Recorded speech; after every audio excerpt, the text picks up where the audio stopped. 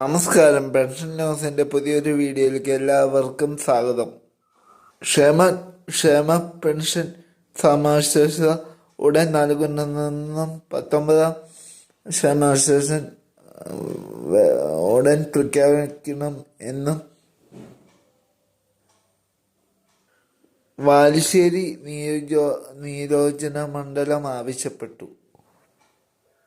Pension സമാശ്വാസ കുടിശ്ശിക ഉടൻ വിതരണം ചെയ്യണമെന്നും 19% സമാശ്വാസ ഉടൻ പ്രഖ്യാപിക്കണമെന്നും ആവശ്യപ്പെട്ടു.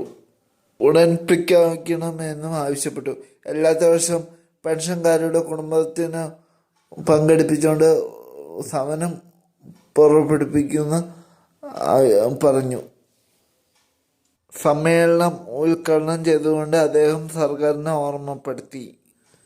ആർത്തികകാല പെൻഷനിന്റെ എണ്ണം കൂട്ടി ഡൽഹിയിലെ ആം ആദ്മി സർക്കാർ 80,000 പേരുടെ പെൻഷൻ പട്ടികയിൽ ഉൾപ്പെടുത്തി.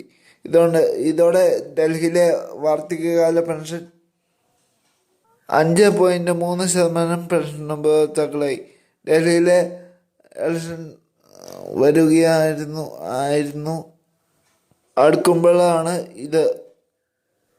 മറ്റൊരു അറിയിപ്പ്: പെൻഷൻ ഉപഭോക്താക്കൾ മരിച്ചതിന് ശേഷം പെൻഷൻ അനന്തരാവകാശികൾ അവകാശമില്ലെന്ന് സർക്കാർ അറിയിപ്പ്.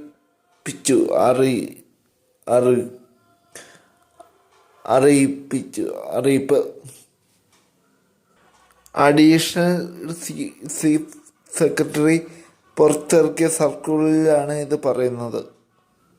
പെൻഷൻ അനുവദിക്കണമെന്ന് നിരവധി അനന്തരാവകാശികൾ സർക്കാരിനോട് ആവശ്യപ്പെട്ടിരുന്നു.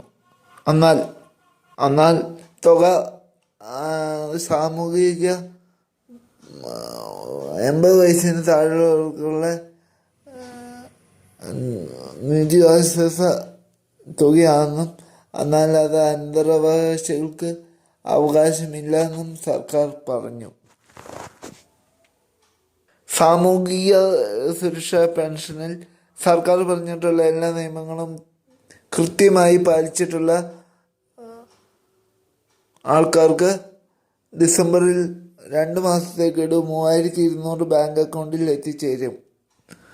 അപ്പോൾ എല്ലാവരും മസ്റ്ററിങ് ചെയ്യാൻ ശ്രമിക്കുക. ഈ മാസം 1 തൊട്ട് 20 വരെ മസ്റ്ററിങ് സമയമുണ്ട്.